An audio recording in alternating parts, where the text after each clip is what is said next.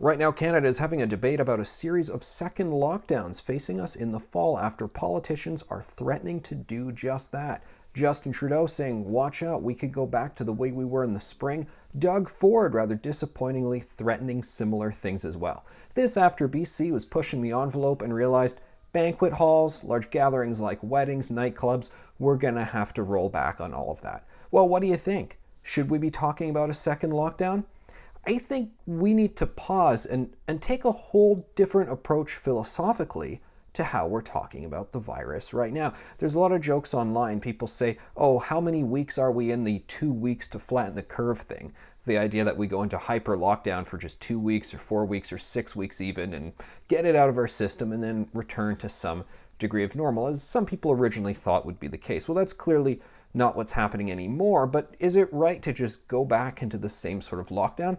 I was speaking to an ER doctor in Toronto recently who he had been on the front lines dealing with SARS back in the day, and he's now dealing with coronavirus. And as he was talking about the vaccine, he discussed something which other medical experts have been saying, that the vaccine, when developed, might not be a type of vaccine that fully eradicates coronavirus in the way that the kids get the measles, mumps, rubella shot, and you get that when you're a kid, and then pretty much we more or less have eradicated those illnesses. No, we might find with coronavirus, this doctor, among others, was saying to me, we may find it's kind of like the flu shot situation where, you have to get this shot once a year, once every 2 years, and we continually have to deal with this virus for quite a number of years. It's a very kind of frightening thing when you look at the prospects of managing society the way we are now, but it does help us see things differently, that really what it comes down to is learning to live with coronavirus, learning to adjust our lives, to adjust our expectations, our hand washing, our hygiene protocols,